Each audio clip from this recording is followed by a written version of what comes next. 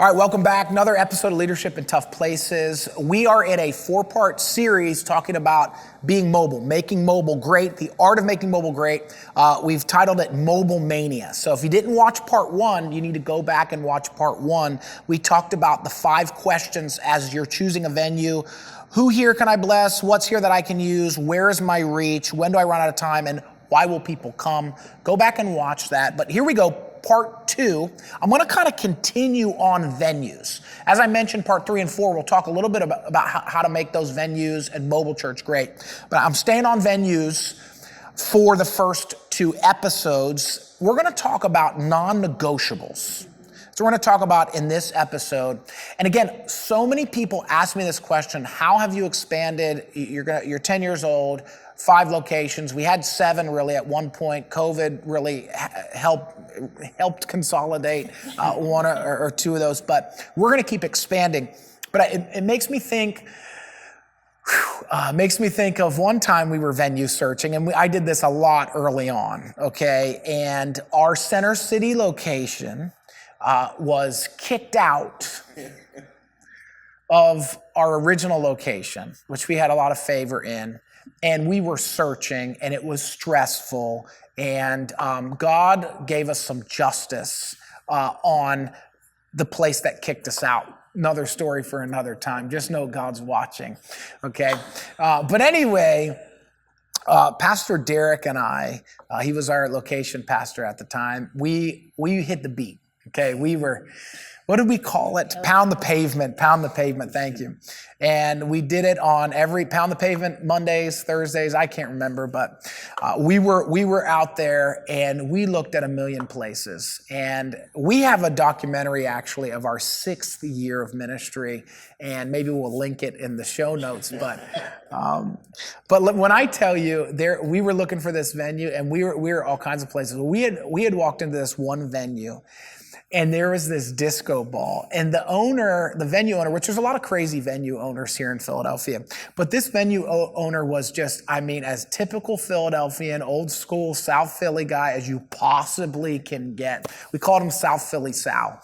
And anyway, it's not his name, but we walked in there and there was a disco ball, and there was like 3 different floors and layers, and I was like, Derek, man, we can just slam out services here, man. I saw that disco ball, I had him turn the lights on, and I was like, Derek, can't you see it? And he's like, no, I cannot see this at all.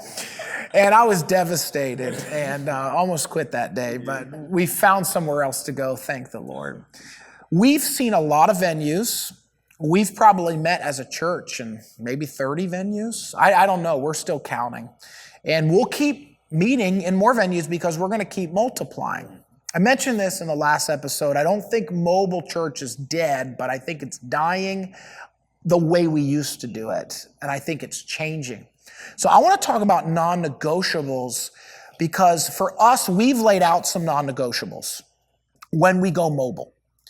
And it's really important for us because we understand we're volunteer driven.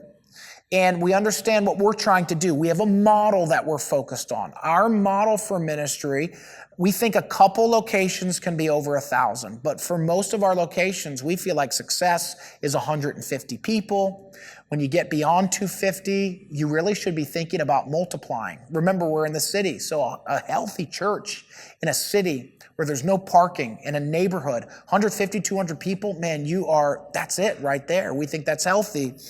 And so because of that, we've had to determine some non-negotiables. Your model is going to help you determine some non-negotiables. A lot of people start multi-site or start locations with no clear model.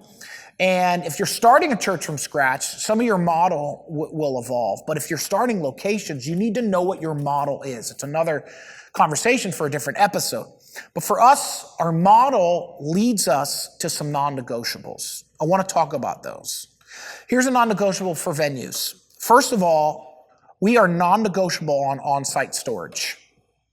For us, we made a decision early on that where are we going to park a trailer in the city? Do we really want to bump in at 5 a.m. and unload? How are we going to do this? our first several venues, there was nowhere to pull up a trailer. So if we're pulling up a trailer on the curb downtown, what's going to happen? Someone's going to run into it. Someone's going to run into us. We're going to get a ticket. I mean, who knows? There's nowhere to put a trailer. We said no matter what, on-site storage is not, or excuse me, it is a non-negotiable. And it's served us well. And we've turned down some places, but we have found a way to make this work, and it's part of our selling point. And we train our location pastors on this, and hey, we need on-site storage. And guess what? It's worked every single time to our benefit.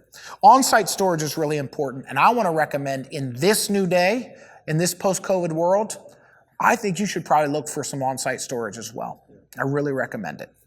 Number 2, golden hours. We feel like we got to find places that give us the golden hour. We need optimal opportunity to win. So I'm not going to have church, particularly in an English speaking, I think it's probably different in our Spanish speaking location, but I'm not going to have church at 2 p.m. It's just not going to happen. And nobody's coming on Saturday, at 3 p.m. or Sunday at 2 p.m. And so, but what a lot of people settle in to do is I'll just take whatever I can get. And then you've got church at 3 p.m. on Saturday at somebody else's church, and you're wondering why you have 40 people as part of the problem. Right. Golden hours. Number 3, we want an ability to max people. So I'm gonna stop here and talk about this ability to max people. Okay. There's 2 kind of maximization. There's volunteer maximization and there's visitor maximization. When we want volunteers to have enough to do to where they're not twiddling their thumbs and where they can meet people, but not to the point where the volunteer is maxed. It is an art. It is a challenge. We haven't always got it right, but we want venues that can, especially when you're mobile, how can I maximize people without taking people to the max? And so you're not going to take a greeter to the max if a greeter is setting up a table and holding a door. You're probably going to take someone to the max if that same greeter is carrying in, pipe and drape things, and she's 75 pounds, and 21 years old. I don't know. Okay, no offense. I'm sure she's strong, but you know what I'm saying? Like, you do that every week at 6 a.m., you're probably going to max that girl. And so you have to find the balance and find the art of maximizing people. The second part of this, when it comes to non-negotiables, is how do we maximize guest flow? So we know that we have to have the working engine. So, all right, here's what the working engine is. It's the working car. It's the car analogy. All right, so in a good car, you have an engine. Okay, in church, what is that engine? It's your mission.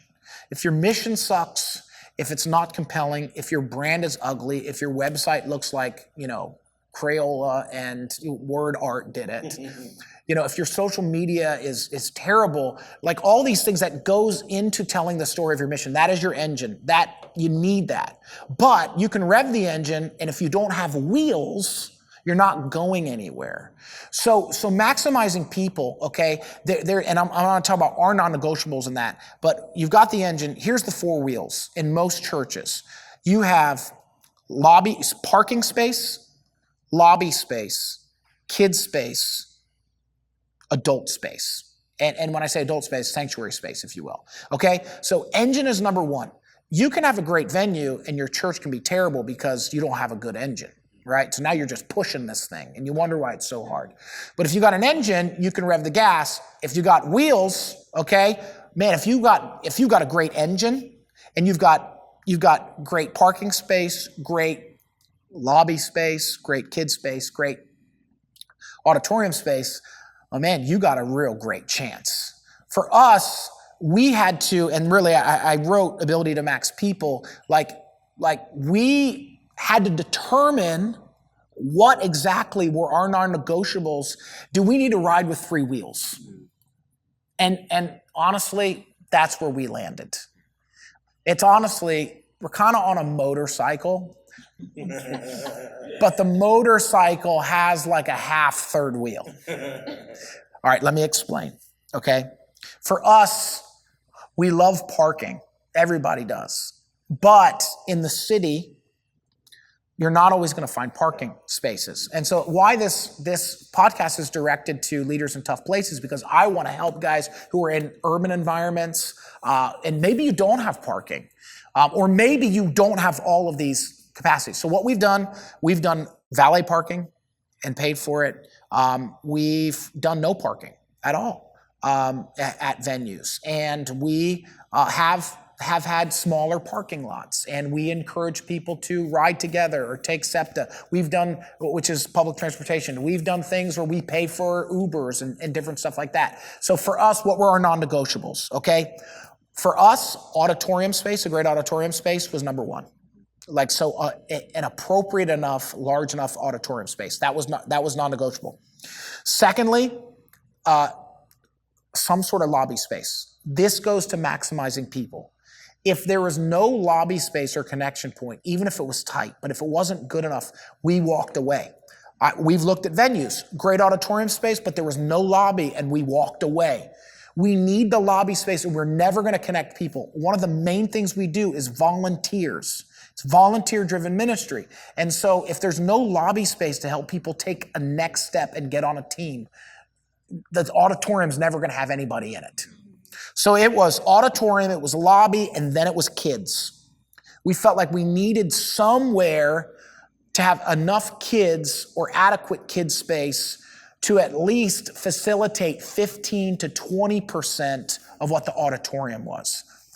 Again, we're in the city, so our volume of children is going to be less than maybe a cushy, nice, suburban church where you need 25, 30% for kids, okay? So you have to think about these things. For us, it was auditorium, it was lobby, and then it was the ability to have 15 to 20% ability on kids.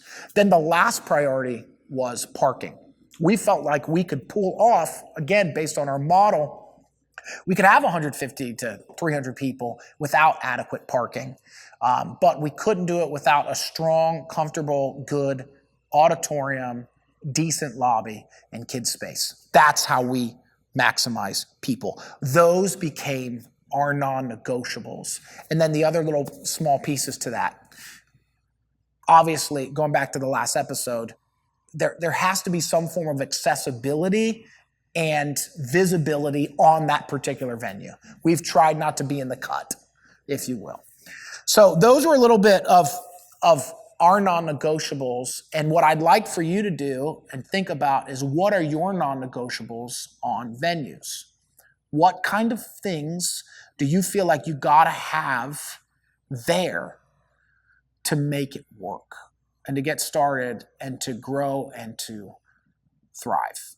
That's episode 2. Come back for 3 and 4 as we talk about how to make mobile great.